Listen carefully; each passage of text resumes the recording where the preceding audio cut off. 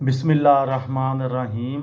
लाखों दरूद पाक हज़रत मोहम्मद सल्लल्लाहु अलैहि वसल्लम और आप सल्लल्लाहु अलैहि वसल्लम की आल पर। अस्सलामु अलैकुम। मेरा नाम इफ्तिखार अहमद है और आप मेरा यूट्यूब चैनल नॉलेज देख रहे हैं।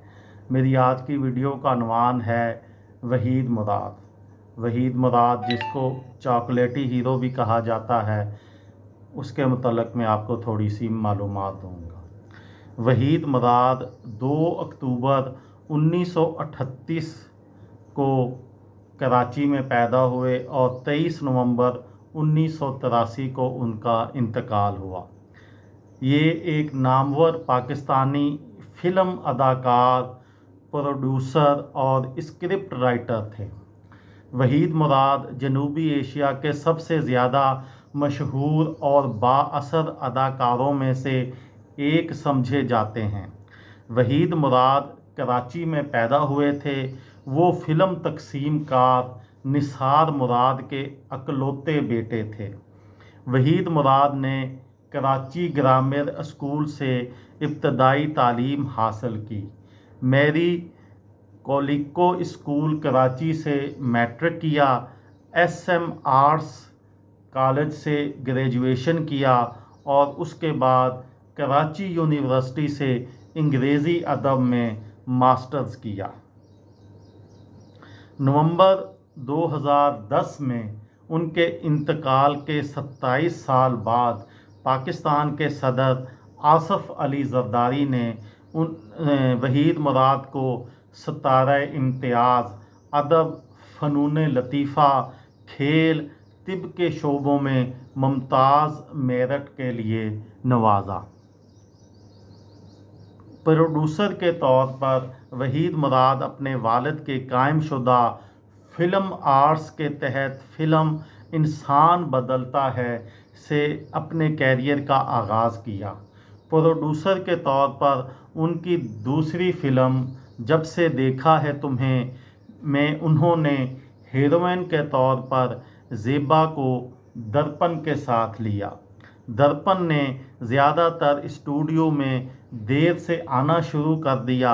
ज़ेबा ने उनकी अगली फ़िल्म में हीरो के तौर पर ख़ुद वहीद को तजवीज़ पेश की। जब दर्पण ने फ़िल्म बनाने के दौरान देर से आना शुरू किया और तंग करना शुरू किया तो ज़ेबा ने वहीद मुराद को कहा कि आप फ़िल्म में हीरो आ जाएं।